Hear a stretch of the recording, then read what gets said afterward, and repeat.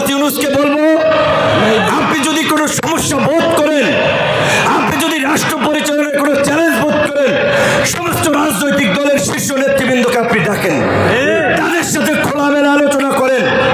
আজকে আমরা সমস্ত রাজনৈতিক দল যদি এই সরকারকে সাপোর্ট না করি, সরকার টিকতে পারবে না।